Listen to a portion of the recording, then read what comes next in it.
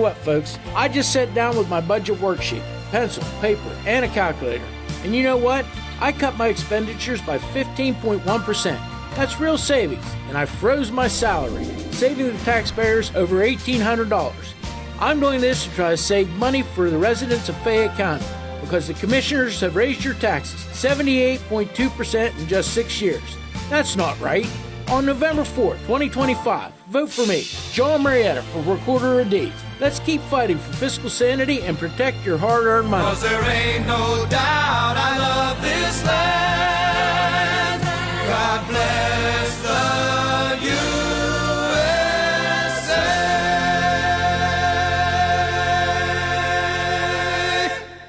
Views and opinions expressed on this program are those of Jon Marietta and do not necessarily reflect the views of the Fayette County Recorder of Deeds Office or Fayette County government. This program is privately produced and funded, and no county resources are used for its production or promotion. I pledge allegiance to the flag of the United States of America and to the republic for which it stands, one nation, under God, indivisible, with liberty and justice for all. I was trucking up the highway, minding my own lane, with some dude in a Prius went and flipped me off. Guess my redneck hit him wrong. Seems like everyone these days is a ticking time bomb full of hate for folks like me who don't agree and ain't ever gonna change. And it gets me thinking, leave this long-haired country boy alone. And I start singing along to the Hey, this is Jon Marietta, and I am the Hillbilly. And today's show is being brought to you by Mauser's Garage and Tire Center, Mung's Auto Body, PatriotsOnline.com, Fayette County Recovery Storage and U-Haul, Country Motor Sales, Gunslingers in Connellsville, JB Market, Auto Ordnance, Tactical Civics, Solid Foundation Ministries, Thundering Hills Feed and Supply, The Ink Spot, Fayette County MAGA Patriots Group, Highline Motorsports, Gun Owners of America, Hillbilly Jon Radio, and Jon Marietta for We the People. It's been a busy day today. But I do want to start out with a couple different things. I got a guest with me, and as soon as I get my phone working the way it should. Okay, so here's what I want to start out with. I want to make sure everybody understands what's going on here. There's some folks want to spread rumors instead of facts. So let's talk facts. Yes, there was a scheduled meeting mix-up on my end. I had the budget meeting written down for today at 1:45, but it was actually yesterday. As soon as I realized it, I asked for it to be rescheduled immediately. And here's the important part. My budget had already been submitted. That's right. It's already been submitted on Friday. Nothing was delayed, and no taxpayer dollars were wasted. Not one person from the courthouse even called my office to check. And for the record, I was not at the radio station at the time, and I don't care what anybody thinks, by the way, at the time of the meeting. I was at the funeral home, paying respects to a dear friend of mine. Some things in life are just bigger than politics. Now let's go to the results. I posted my 2026 budget already. As you can clearly see, my budget request is down 15.1% from last year. That's $7,500 less in taxpayer money being spent out of the Recorder of Deeds office. While other departments keep pushing for more, I am more spending. I've cut my costs year after year. I've put money back into the county, digitized records, saved time and resources, and I froze my own salary to save taxpayers even more. That's called fiscal responsibility. That's called respecting the taxpayer. Okay, now this is my opening for today. I had to get that out of the way because there's already people questioning why I wasn't at the budget meeting. It was just a mistake on my part, and I had the wrong date wrote down, and that's just the way life is. Sometimes you do things, and I was thinking about other things at the time. While on earth, while the earth remaineth seed time, and harvest, cold and heat, summer and winter, day and night shall not cease. That's Genesis 8:22. Folks, I'll tell you something. The good book's right. a lot longer than the Washington Post had ever was. Now this summer, the left-wing media elites are hollering louder than a June bug in a frying pan. Hottest summer on record, they screamed. Global boiling, they shouted. You'd think the sky was falling again. Now, hold on a minute. Let's look at the facts. You remember facts, don't you?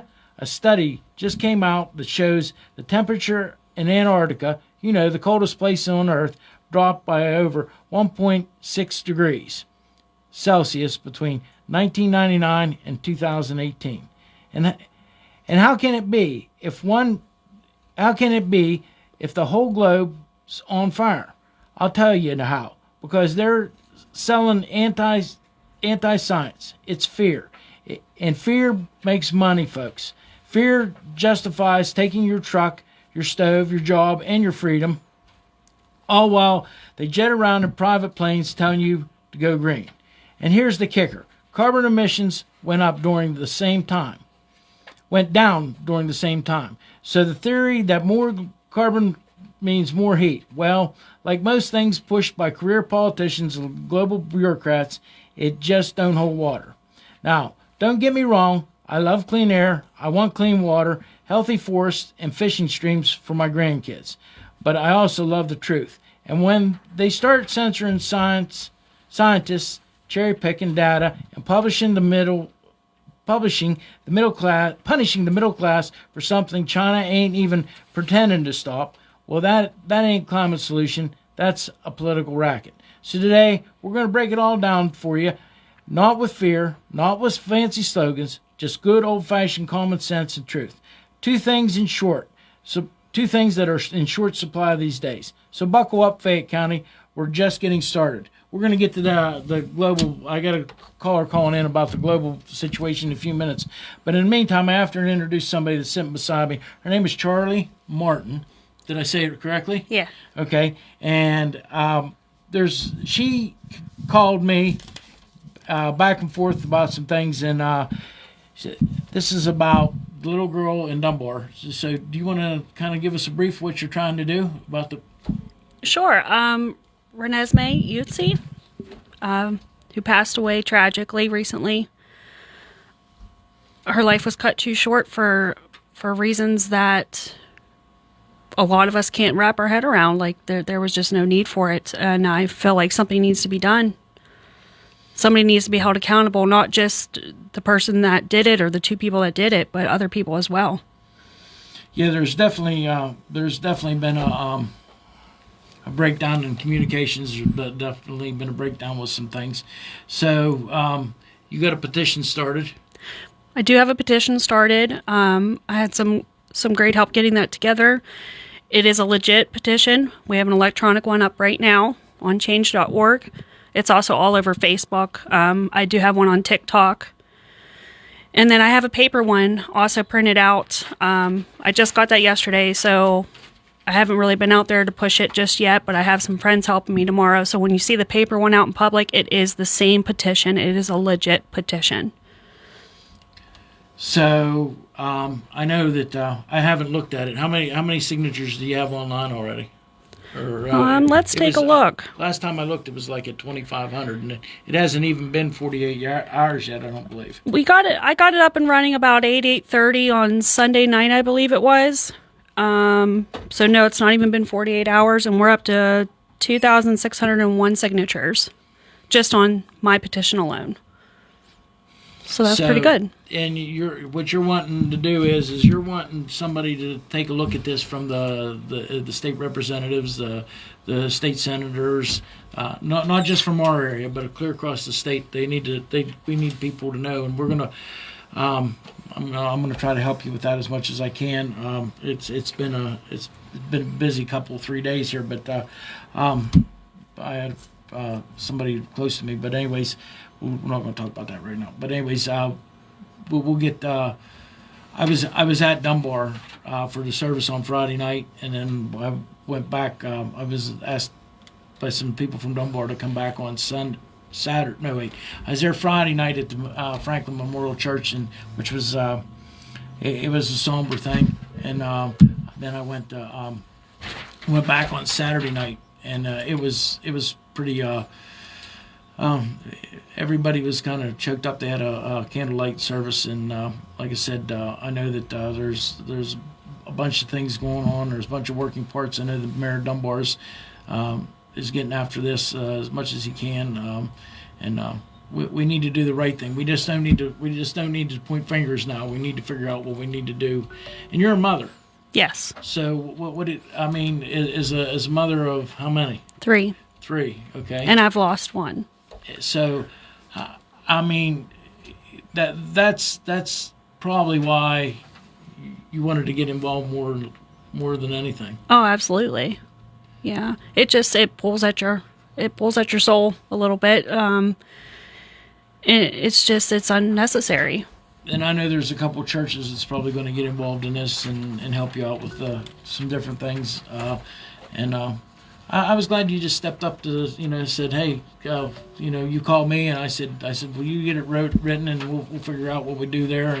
And I've helped you post it on as many platforms as I can. I was going to go out to some more platforms here in the next 24 hours, so we'll see what that does. Yeah, thanks for your help. Thanks for everybody's help out there who's been sharing it. The more and more I log into Facebook, the more and more it's being shared.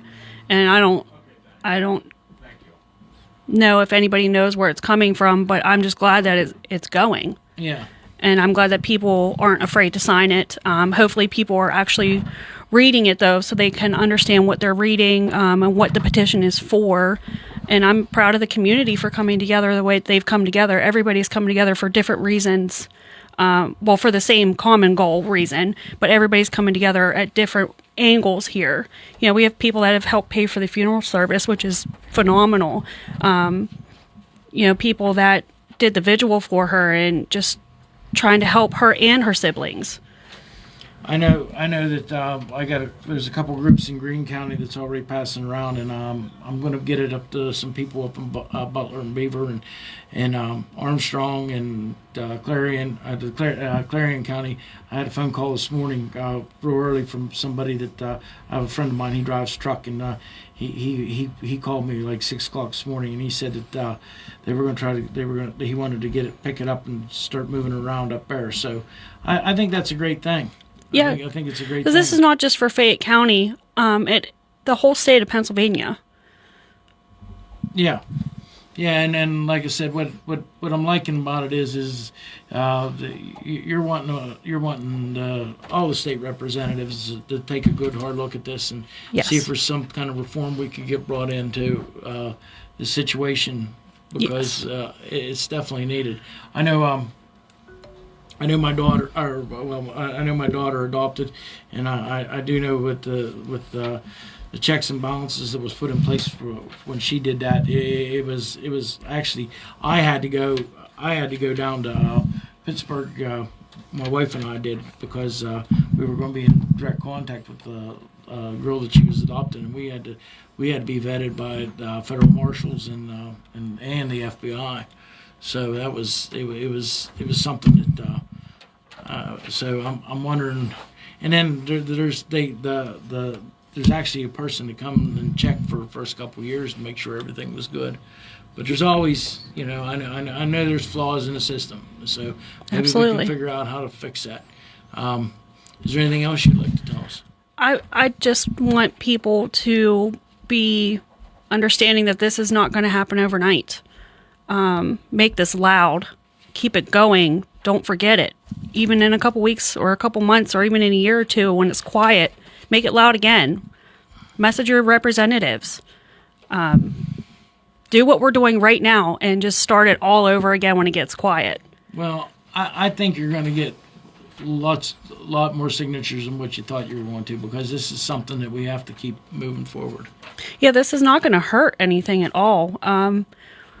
And the details of what's in the law, we'll figure those out. Right now, the petition is just the basis. It's not everything that's going to be in there. There's a lot of things that I'm pushing for, that other people are pushing for, and I'm hearing things, and I'm reading what people are posting online. So don't think that I'm not reading it. Yeah, and I know it's moving probably a little faster than what you even thought it was going to. Yeah. Yeah. very quick, but I'm very happy with it. I really want to thank you for coming in today, because I know that you're not that outgoing of a person, and this is a little I know you're nervous about it. Yeah, a little bit. But I don't want to let anybody down. I just want to help. So if somebody wants to sign the petition, where do they need to go to? So if you want to sign the petition, you go to change.org, type in Renesmay's Law. There are 2 on there. Just look for the one where it has Renesmay's photo, unfortunately, alongside the river. And when you open it, it will give you details about what's going on, and it will say Charlie Martin has created this petition, so you know that you're signing the right one. And then I'm going to try to get paper ones out there. If you want to message Ann Martin on Facebook, that's me as well. We could sign it that way. I can meet up with people. We can figure it out. Yeah, and if they message me, if you want to message me on my Messenger or Ann, it's Charlie Ann, I know, but if it's Ann Martin on Facebook, message us, and if you have a church or something that would like petitions, I'm not going to promise you'll get them the same day, but we'll make sure you get them. Yeah, within a couple of days. Like, I've got 3 little ones at home, so I'm busy with school and things like that. So, yeah, if it can't be the same day, definitely within a day or 2 or so, within that week. Okay. We can make some kind of an arrangement if somebody needs to sign it. Or if you know people that don't have a way to e-sign and they need the paper signature, we can figure something out. Okay.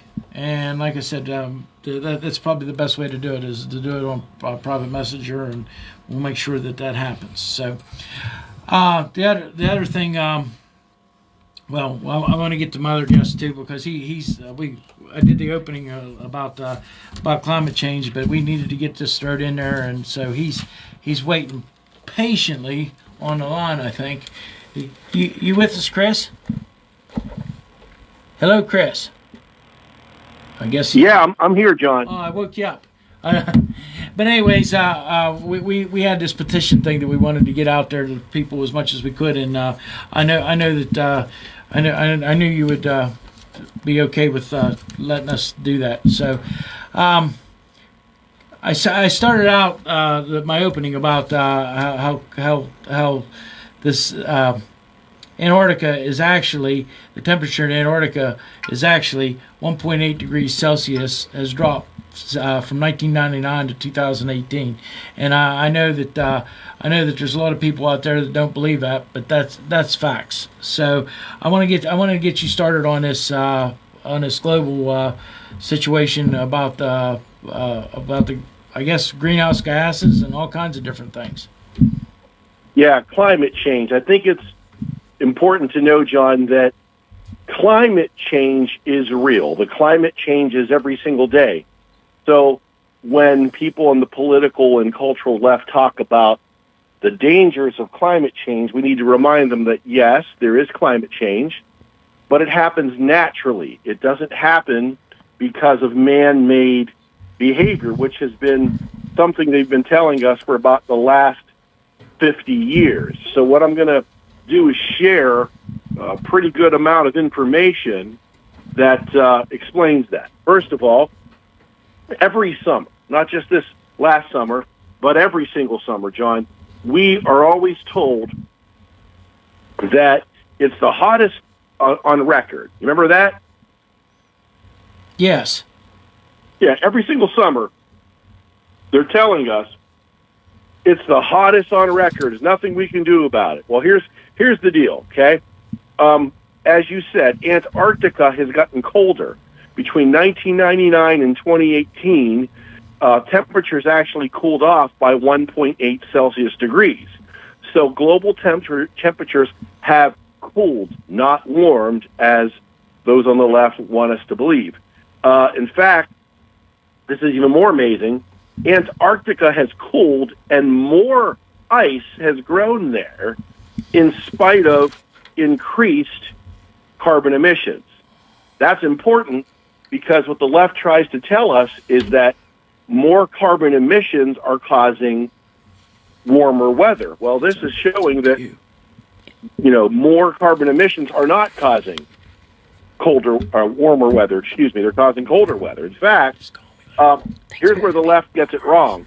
They think carbon emissions cause the weather to get warmer, and it's not true. Carbon emissions do not cause the weather to become warmer. It's the opposite. Warmer weather actually releases more carbon emissions into the atmosphere. So they've got that backwards. So that's an important thing an important distinction. The second thing is there's an article in the Blaze Media from September 1st. Okay, so that's about 8 days ago. And it says, Al Gore wrong again. Okay, Al Gore wrong again. Study delivers good news for Arctic ice trends, bad news for the climate hucksters. Okay, hucksters are the people who are peddling the man-made climate change issue, when in fact it's not man-made. It's made naturally by the sun. It's the solar cycles of the sun that are increasing and decreasing, temperatures and global climate change. We'll get into that a little more, but for now, I wanted to address this article. Blaze Media, Al Gore wrong again. Study delivers good news for Arctic ice trends, bad news for climate hucksters. In the article, John, it says that in 2007, Al Gore, he received a Nobel Prize for speaking out against man-made climate change, right? Well, what ended up happening in that speech in 2007, he predicted that the polar ice caps will fall off like a cliff. They'll just fall off like ice falling off a cliff. And he said that all the studies show that all the ice will be gone in 22 years. Well, here we are.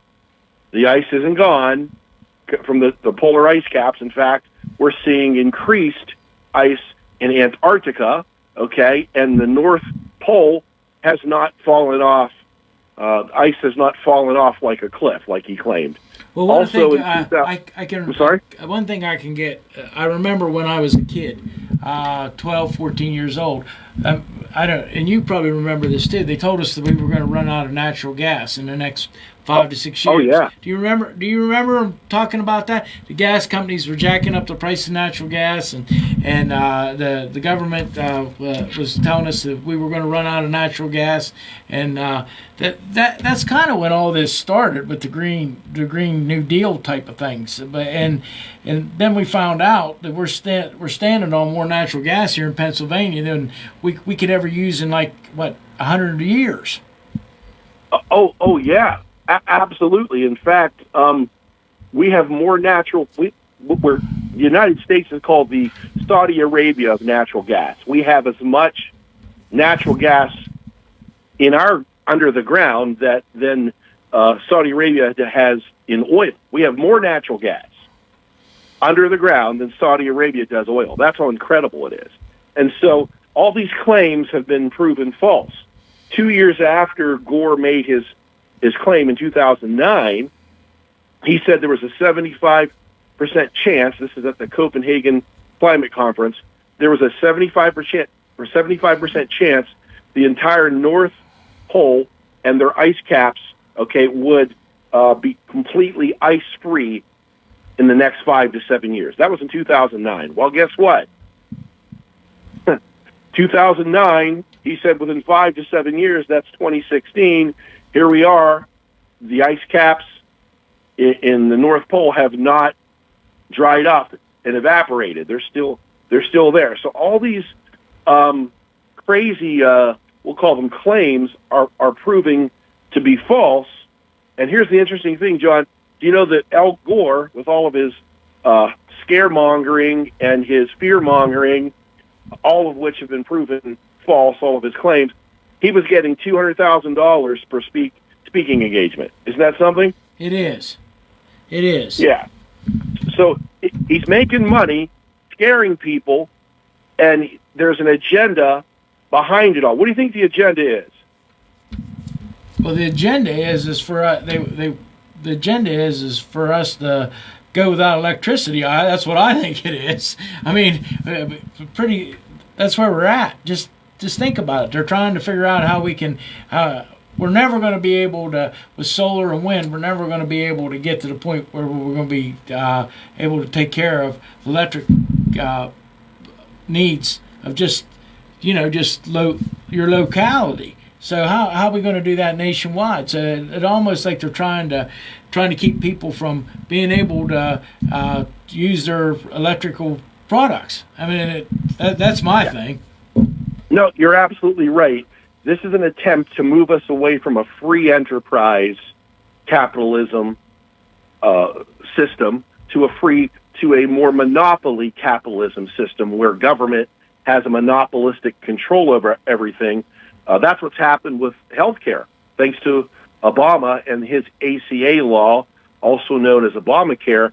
As a result of Obamacare, the ACA law, healthcare costs have doubled and deductibles have tripled. So it didn't improve healthcare. It made things worse.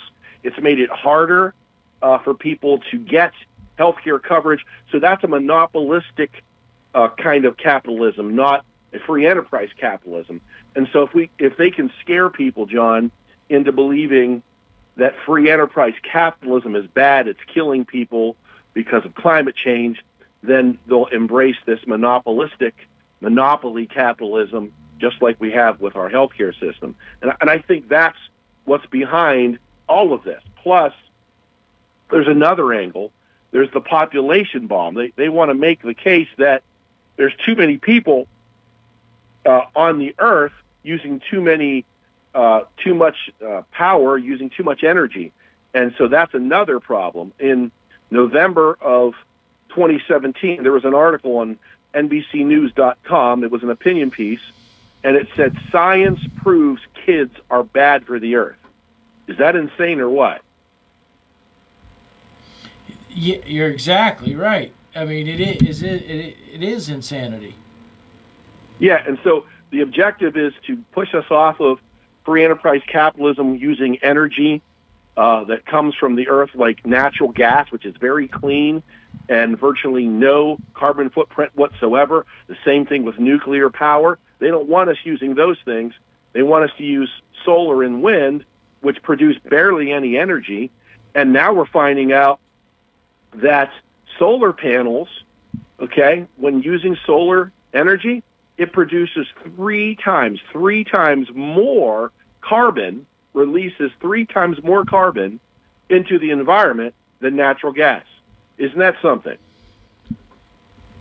One more time. Let me roll that around a second. Tell me that. Yeah, there's a 2024 report just came out last year from the Environmental Progress that found the carbon footprint, the carbon emissions released into our atmosphere by solar panels are 3 times greater than that of natural gas. Okay. So we were told we needed to move to solar and wind to reduce our carbon footprint, right? Yeah. Well, to reduce, right? Actually, I with the amount of cement, the amount of steel, the amount of oil it takes just to build these things, you're never going to get it back. It's never going to outweigh the benefit of them. Right. So building these solar panels and putting them in place releases 3 times more carbon into our atmosphere than natural gas, meaning it's useless to have solar and wind because of what you just said. You have to manufacture the solar panels or the wind turbines. You have to use all the steel and all the energy. You have to buy up an enormous amount of land. You take farmland away from farmers. You take land away from developers and from people who wanting to build homes and so on. So it does not help the environment. It's the opposite. And more carbon is being released. And so this is from a 2024 report from the Environmental Progress. And so and here's another problem. China is not releasing their data on their solar panel industry. Most of the solar panels used to collect solar energy are built in China, and they're not telling us how much carbon is released into the atmosphere when they make these solar panels. And as a result, we aren't getting good data. So when the United Nations Intergovernmental Panel on Climate Change, IPCC, or the International Energy Agency, IEA, when they release their findings on carbon emissions, they're not even giving us accurate data because China's not playing ball and telling us how much carbon the development of these solar panels is causing. Well, I do know the Chinese are buying most of the coal in the world right now, all the good coal out there. So yes. The other thing is they've came over here and bought the power plants that we were supposed to, the coal power plants that we were supposed to put out of service. They bought the parts to them, and now they're over there generating power with coal. Actually, they dumped the coal in the sea. I don't know. A lot of people don't know this probably, but they dumped the coal in the sea to store it, and in different parts. And then they dredge it back up. So you start thinking about it. I'm not saying that we don't have to have clean energy. That isn't what I'm about. We have to have clean energy. We have to have clean water. We have to be able to fuel everything. But when you got somebody over, they're not even trying. And they're burning things over there. I mean, they're burning everything from tires to anything they can get their hands on to make power. Yeah, exactly. And then they are releasing carbon into our atmosphere. And the United States has the lowest carbon emissions we've had in decades, and their carbon emissions are through the roof. And so, yeah, it's completely opposite of what we've been told. And let me just say this. The evidence for solar activity causing climate change, not man-made activity, is overwhelming. There's a guy from De Anza College. His name is Reedha Hamidi, PhD. Okay? And this man said, this is a scientist who works on these issues, he said, and I quote, "More energy from sunlight strikes the Earth in 1 hour than all of the energy currently consumed on the planet in 1 year." More energy is coming from the sun in 1 hour than all the energy human beings consume in 1 year. So what's that tell you? Sunlight and the radiation from the sun, okay, is causing, the temperature change is coming from the sun, not from human beings, because in 1 hour, more energy comes from sunlight than in all the energy we consume as humans in 1 year. In fact, there's a guy named, I think his name is John Casey. He wrote a book called Dark Winter, and he's a scientist who worked for NASA. He worked on the space shuttle, and he said there's a cycle every 30 to 35 years where the Earth moves a little bit farther away from the sun, and then every 30 to 35 years it moves a little bit closer to the sun, and it causes a slight increase or decrease in temperature. You're talking 1 to 2 degrees, not much more. And that's all it is. And it's caused by solar activity and the Earth in relation to the sun. And it's not caused by human beings. And the evidence is overwhelming.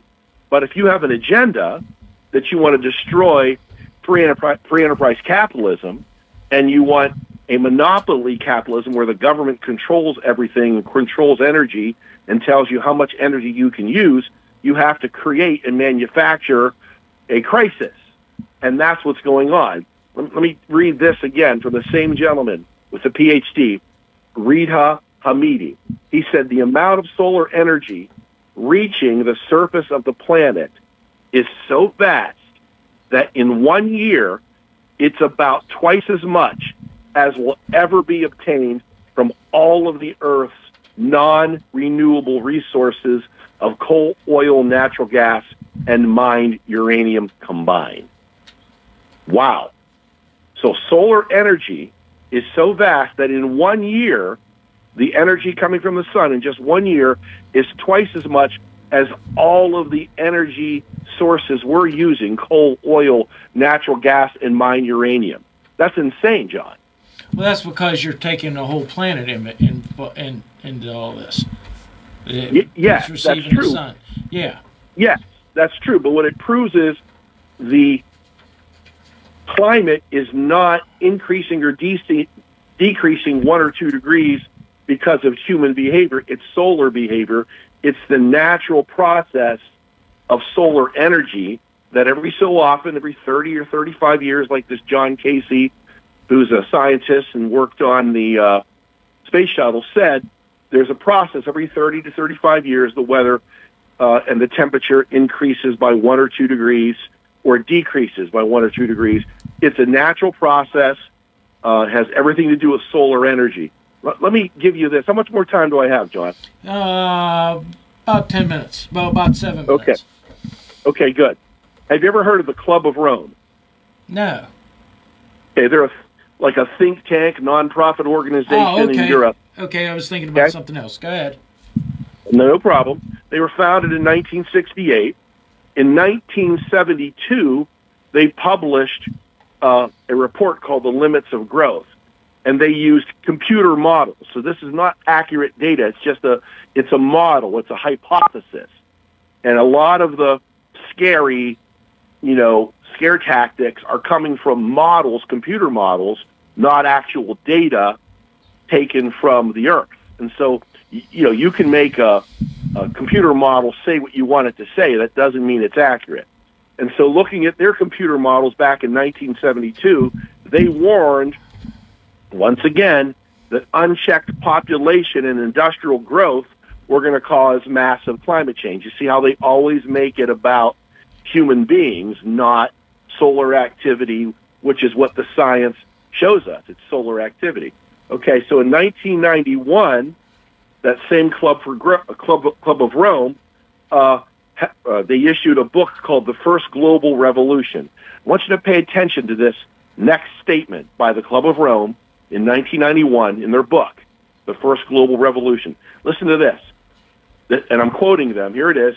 In searching for a common enemy against whom we can unite, we came up with the idea.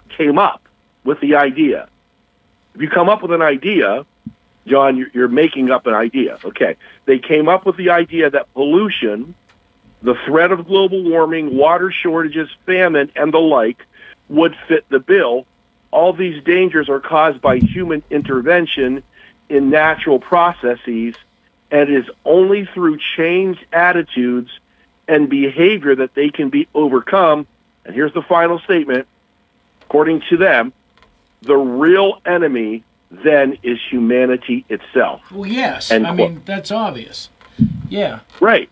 I mean, that's obvious. Yeah. I mean, we're our biggest enemy. The society, the people that live on the earth. We're the ones that use the energy. We're the ones that want more. We want to, I mean, how many people do you know that when you was a kid, just think about it, the house was dark at 10 o'clock and you might have stayed up and watched the 11 o'clock news, but anything after 11 o'clock, you were working second shift or coming home. I mean, the houses were dark. Street lights actually were turned out at one time at different times. I mean, I don't know, it's a safety thing now, but they turned street lights out at different times.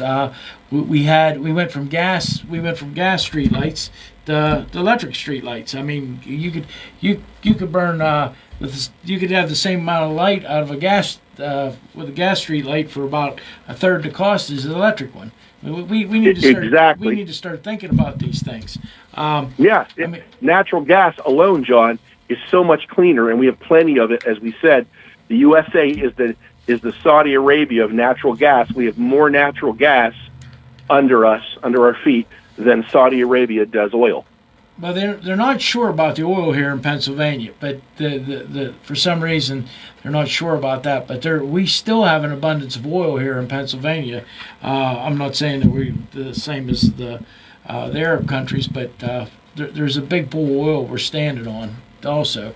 So, but anyways, we'll get back to that another day. Go ahead, Chris. Yeah, I do think it's interesting in this quote in their book that the Club of Rome said we came up with the idea that pollution and the threat of global warming and all these other things were a problem. Well, if you come up with the idea, you're not looking at data, you're not looking at evidence, you just created it out of thin air. You created a crisis that doesn't really exist. Now, you're right, we want clean water, we want clean energy, that's fine, but natural gas gives us clean energy.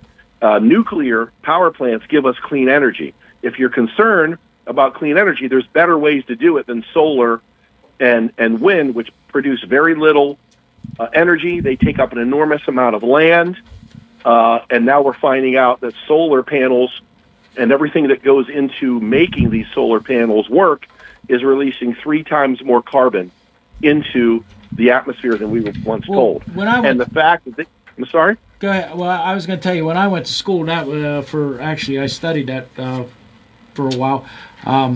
Anyways, there was a gentleman, and what he was doing was he was actually creating steam of course it was hydro. So what they would do is that they would run these lines instead of running electric absorbed to make electric. They would run hydro, and he was making steam with solar panels, and he was able to do it pretty efficiently. And then it all just seemed to go away. I mean, that was back in the early '80s. So. And I do know that you can boil water with the sun real easily if cost effective, and that's the way solar works the best. I will tell you. Yeah, there are legitimate uses of solar, but for energy en masse, it doesn't produce anywhere near the energy we need.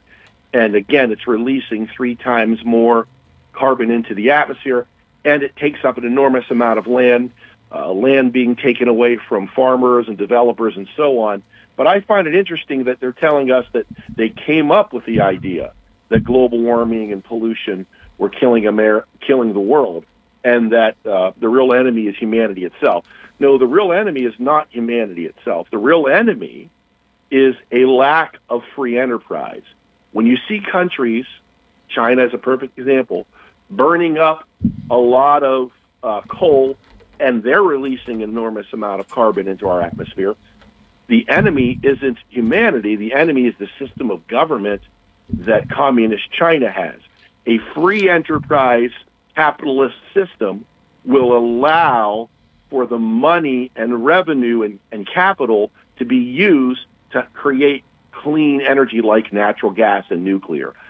If you have a monopoly capitalistic system like China, then you do what the government says, regardless of how badly they're polluting the environment. So what really comes down to is we need more free enterprise capitalism, not less. Well, anytime you can fund anything with private money or independent money of the government, you're way further ahead because, and more likely, it's going to end up making money. Howard Hughes proved that over time and time again. I mean, let's think about that. Let's think about it for just a minute. I mean, they did that, and anytime the government gets involved, then you end up with layers of bureaucracy and nothing gets accomplished. Which explains why we have such a huge debt in our country. We have about a minute left, I think. Okay, let me leave you on this. Blaise Pascal, French, I believe is a French mathematician. He has a great quote. Here's what he says, and this is the quote. People almost invariably arrive at their beliefs not on the basis of proof, but on the basis of what they find attractive. End quote. Well, Chris, it was great having you. Go ahead, finish up. No, that's all. Okay, it was great having you. I know I'm going to have you on again. I appreciate you. We had like a show, a couple different things going on here today, and hopefully I didn't confuse people too much. But I really wanted to get you on about this, and I know we'll get back to it again. So, okay, thanks for calling in, and I appreciate it. Thank you. Okay, so got a couple different things going on. By the way, I do have hay for sale still. I still got some left. I got about 80 bales left, and we're selling them for $30 a bale, I believe. And so if you want to get a hold of me about that, because I want to get this hay moved out before the weather starts, before we get snow on the ground. So anyways, on this road called life, you have to take the good with the bad. Smile when you're sad, love what you got, and remember what you had. Always forgive and try to forget. People change. Things go wrong. But just remember, the ride goes on. God bless each and every one of you, and God bless America. I am John Marietta, and I am the Hillbilly.